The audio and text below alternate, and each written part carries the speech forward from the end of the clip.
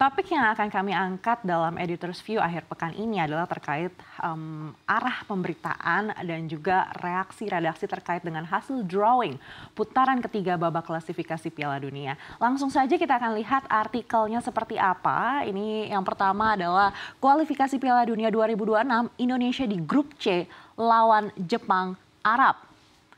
Lalu kita akan lihat seperti apa nanti yang kedua, Timnas Indonesia masuk grup neraka, Erick Thohir jangan kasih kendor.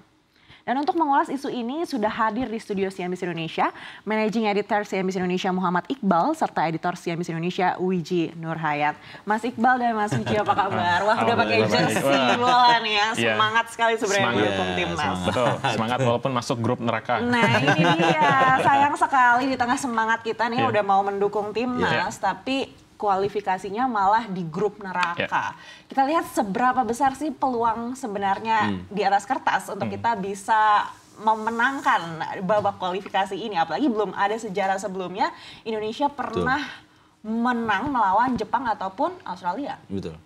Ya kalau dari saya sih, saya sepakat ya dengan statementnya Pak Erick ya di artikel itu ya, jangan kasih kendor ya. Jadi ada nuansa optimisme bahwa walaupun kita di grup neraka, ya kita tetap harus optimis gitu. Walaupun memang kita juga harus realistis ya, dalam artian sebelum drawing ini kan kita di pot 6 Pak. Jadi pot 6 itu memang bukan tim yang diunggulkan ya. Jadi sejak itu pun kita udah tahu bahwa di grup manapun kita akan menghadapi lawan yang berat gitu.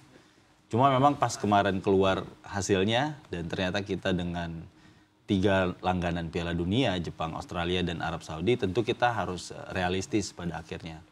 Menurut saya dengan maksimal di peringkat 4 mungkin ya, itu pun masih bisa gitu untuk ke playoff dan masih ada peluang untuk ke Piala Dunia. Itu yang maksimal mungkin ya. Tapi mungkin nanti Mas Wiji bisa menambahkan juga bagaimana sebenarnya kita masih memiliki peluang, tapi memang ya berat gitu. Baik, dan kalau kita lihat performa timnas kita saat ini kan sebenarnya bisa dibilang relatif lebih baik daripada sebelum-sebelumnya begitu. Apakah ini artinya peluangnya semakin besar untuk mungkin kita bisa lolos di babak ini? Peluang tentu ada. Bola itu bundar, sulit untuk diprediksi. Kita lihat kedalaman skuad juga kita sudah bagus. Tinggal yang akan dilakukan ke depan adalah bagaimana strategi yang akan dilakukan oleh Sintayong nanti ke depan seperti apa. Kemudian juga perlu ada kedalaman skuad yang lebih bagus. Kita lihat pemain intinya bagus, tetapi harus punya juga nih kualitas pemain setara dengan pemain inti di cadangan. Dan kemarin kita ada kabar baru ya, bahwa Jens Revans ini akan menjadi amunisi tambahan kita nanti di kualifikasi babak ketiga Piala Dunia ya, untuk goal getter ya. Jadi goal getter kita tambah Rafael Strijk, Ramadan Sananta, kemudian Dimas Derajat, ditambah lagi nanti ada Jens Revans. Jadi peluang itu tetap ada, kita jangan berkecil hati walaupun kita masuk di grup neraka.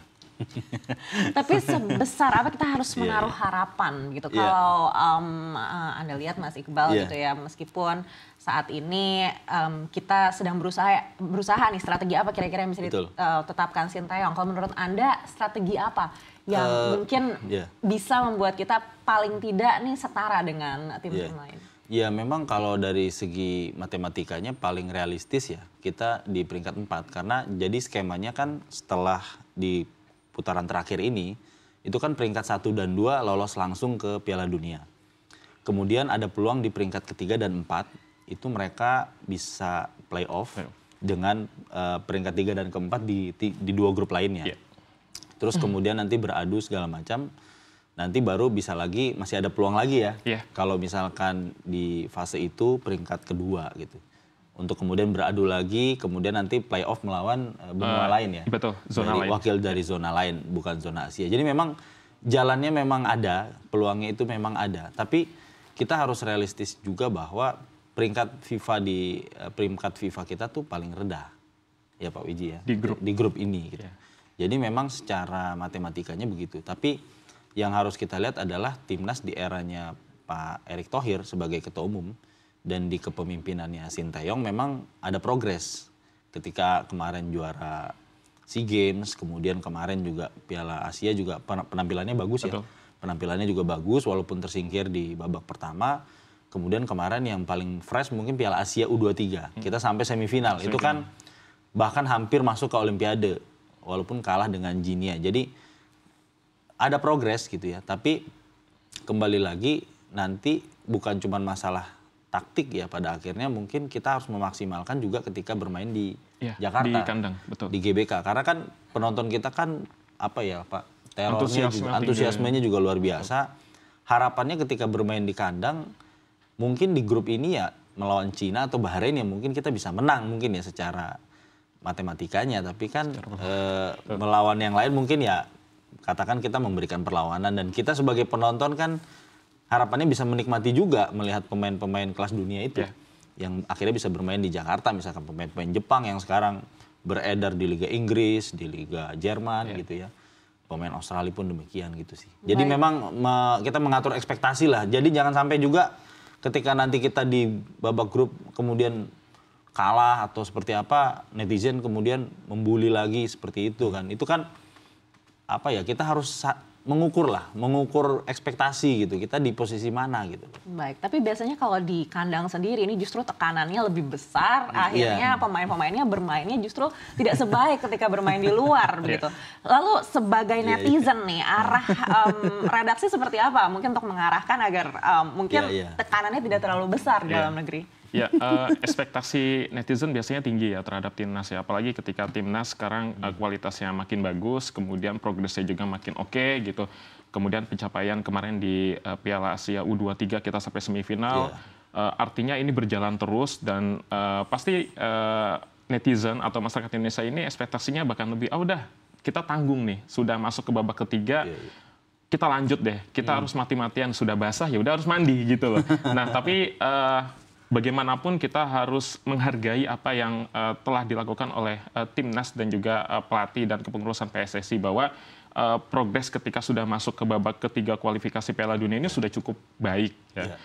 Untuk maju ke depan seperti apa? Nah ini kan perlu ada dorongan atau support dari netizen. Jadi ketika nanti bertanding, yang diharapkan adalah netizen tetap mendukung ya dan tidak membuli lah ketika terjadi sesuatu pada timnas, setidaknya ketika kalah atau apa gitu sih.